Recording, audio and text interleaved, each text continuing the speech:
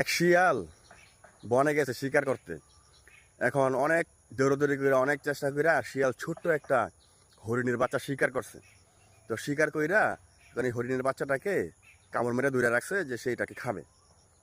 তো এর ভিতরে একটা বাঘ আসছে, বাঘ এসে দেখতেছে কি বাঘটা আবার অসুস্থ, কিছুদিন ধরে বাঘ শিকার করতে পারে না, খাইতেও পারে না। পরে এই ক্ষুধার্ত বাঘটায় দেখছে কি শিয়ালের মুখে একটা হরিণের বাচ্চা।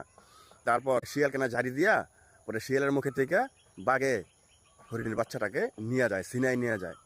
তারপরে শিয়ালে কয় কি, দেখছস বনের রাজা, হ্যাঁ বনের রাজা দিকা, হ্যাঁ বাঘ দিকা, হ্যাঁ শরীরের শক্তি বেশি দিকা, হ্যাঁ আমার খাবারটা কাইরে নিল, রাখ, এর উচিত শিক্ষা আমি দিতেছি। তো কি করব এখন এটা নিয়ে শিয়ালে একটু টেনশন করতেছে যে কি করা যায়, কিভাবে হ্যারে হেউ প্রতিপন্ন করা যায়। তারপরে শিয়ালটা একদিন দেখতেছে কি যে ভাগটায় শুয়ে রয়েছে, ঘুমাই গেছে গা।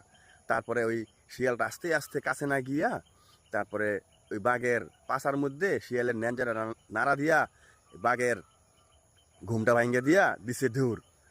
পরে বাঘের কাছে ঘুম ভাঙ্গে বাঘে কয় কি রে শিয়াল্লা তুই আমার কি করলি, এটা কইয়া শিয়ালের পিছে পিছে বাঘেও দৌড়িতেছে।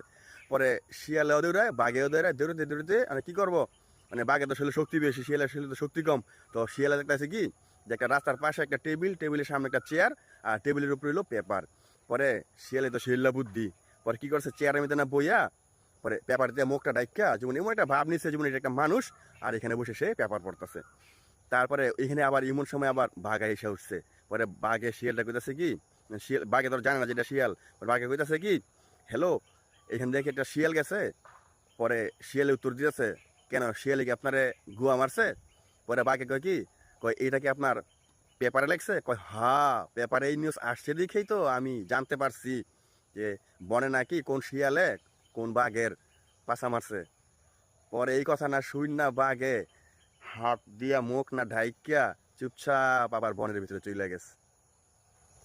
এই হলো শিয়ালের শিয়াল্লা বুদ্ধি।